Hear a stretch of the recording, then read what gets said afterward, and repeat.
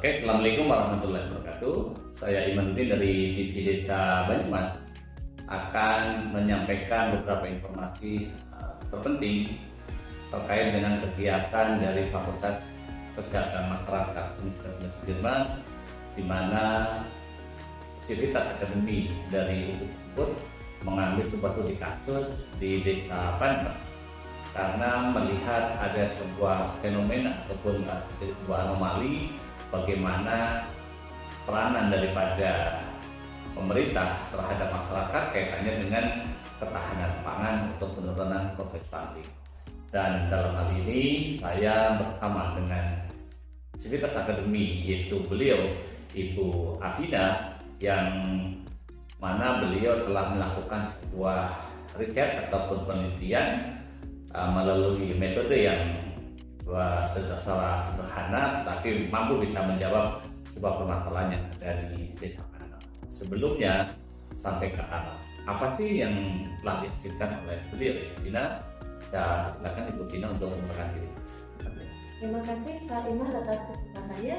Perkenalkan, nama saya Afina Rahman Sulistiani. Saya dari jurusan Ilmu Gizi Universitas Sudirman. Oke, terima kasih nih Ibu Vina.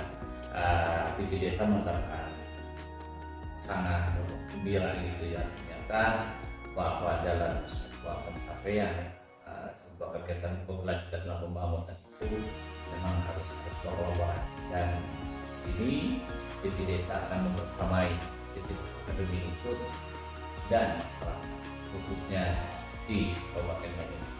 Nah, kembali lagi kepada tadi yang disampaikan oleh Ibu Vina dalam kegiatan bagaimana sih upaya implementasi SDGs dan untuk tahan pangan dalam program stunting. Nah, itu yang perlu saya katakan adalah apa sih menariknya Desa Pandak gitu ya, sehingga kan banyak, ada 300 desa gitu ke sana gitu, apakah ada sesuatu yang menarik kayak gitu? Silakan Bu. Ya, baik, terima kasih Pak Iman.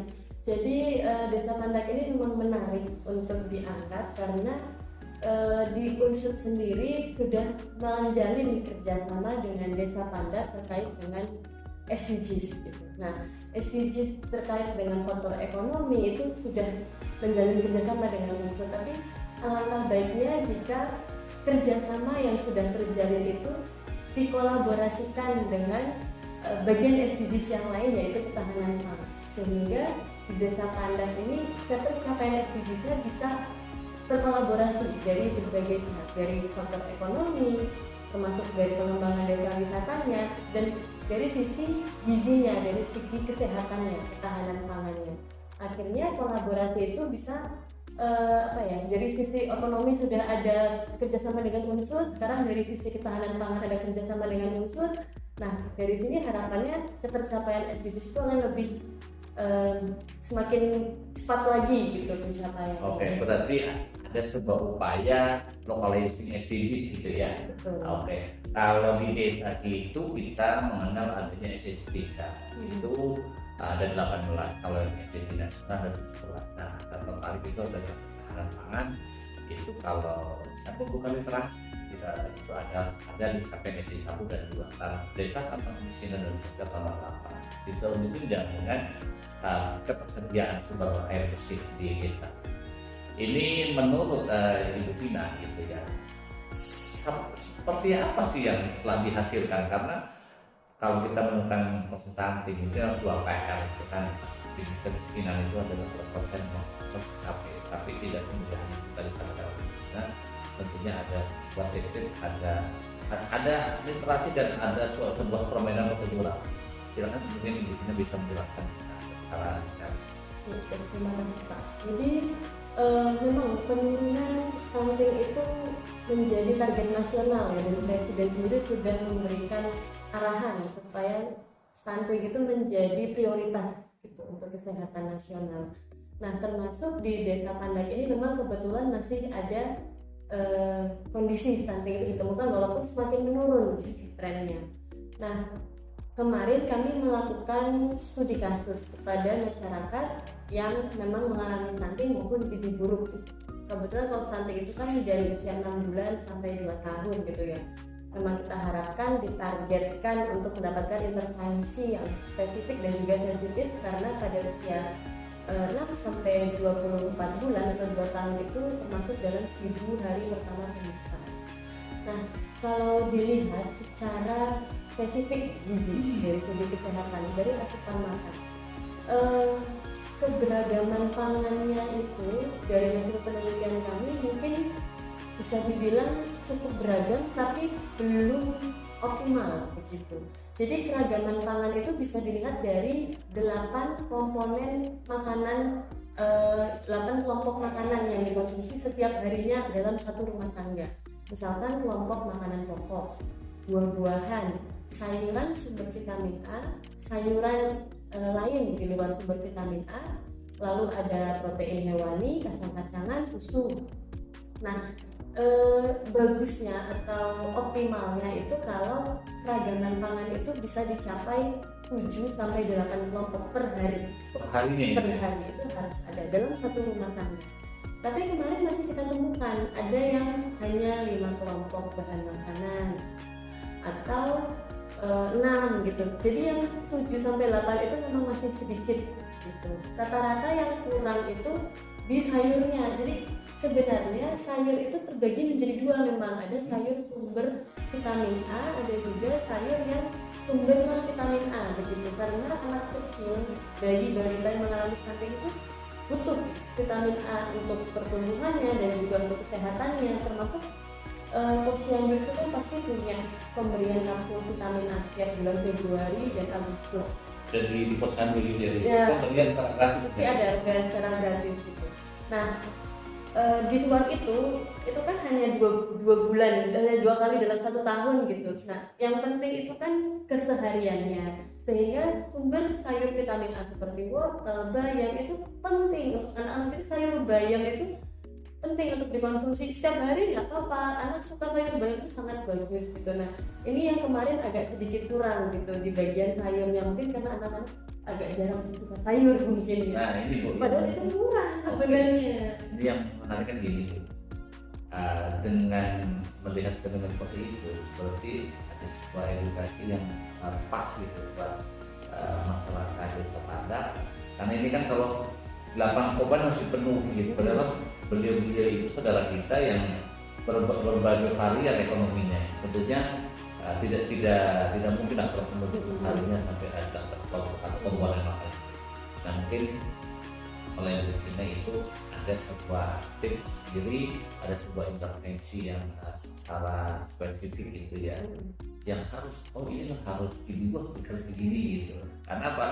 Nanti akan berkaya disebut dengan adanya sebuah intervensi yang sifatnya sensitif. Kita kasih umpan kepada desa, kepada pemerintah bahwa inilah sebetulnya bisa diselesaikan sampai di sini, walaupun itu jumlahnya bukan 1, 2, 3, tetapi kan permasalahan harus diselesaikan gitu ya.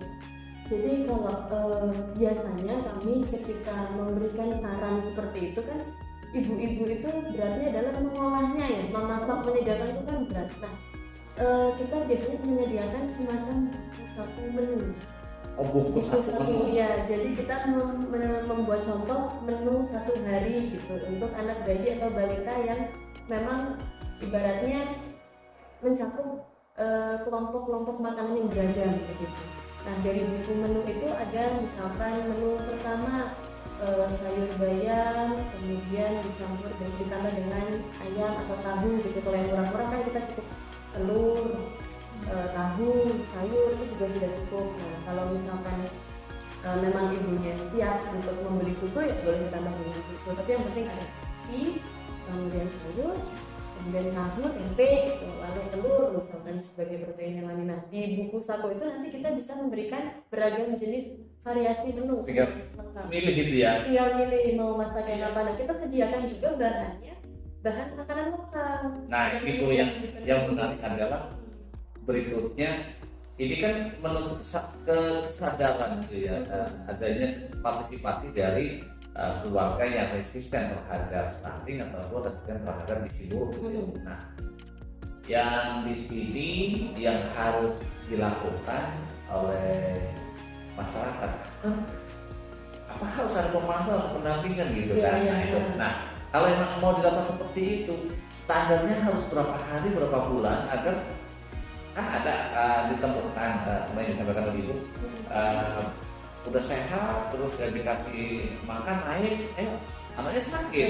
Nah ini itu gimana sih gitu tuh? Nah itu, jadi pendampingan memang harus dilakukan oleh warga lokal juga sih. Jadi kami misalkan sebagai pendidik gitu, akademisi, kami memberikan arahan kepada kader. Jadi di setiap Kesehatan itu kan petani pasti ada gitu ya. posyandu. Nah kader itu nanti yang selanjutnya akan memberikan pendampingan kepada ibu-ibu gitu untuk bagaimana asupan makan yang baik gitu. Mungkin nanti dari akademisi bisa secara berkala datang untuk memberikan refreshment gitu, misalkan buku saku yang baru atau sekali kita kadang juga suka bikin demo masak begitu. Kalau kegiatan pengabdian masyarakat, demo masak untuk bagaimana sih mengolah makan yang sederhana aja dengan bahan-bahan lokal begitu. Nanti tinggal dari kader itu yang bisa memberikan semacam arahan gitu untuk pembimbingan.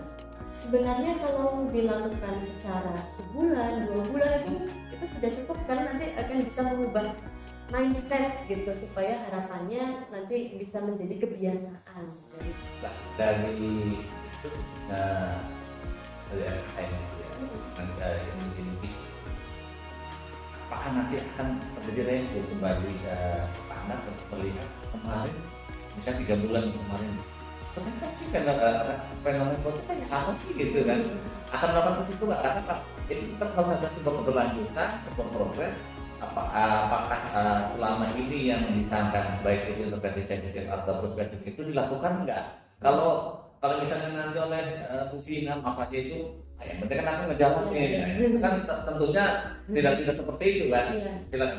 Ya sebenarnya bisa Pak. Jadi kita sebagai dosen itu punya tridharma pendidikan. Salah satunya adalah pengabdian pada masyarakat. Bisa kita nanti mengajukan proposal untuk pengabdian pada masyarakat. Nanti kegiatannya itu bisa dalam jangka waktu 8 bulan misalkan, itu melakukan pengabdian di masyarakat, memberikan intervensi sekaligus nanti monetnya apakah ada perbaikan setelah pemberian intervensi itu, dan kira-kira rencana ke depannya lagi seperti apa gitu. Itu bisa kita lakukan. Nah, kemarin waktu menyebarkan pesan dan pastor itu dituntun oleh mahasiswa itu, yang terlihat apakah sudah bisa dipisahkan, oh ini bagian intervensi spesifik, ini sensitif, kalau yang sensitif diselesaikan dengan cara ini berdasarkan data yang ada gitu.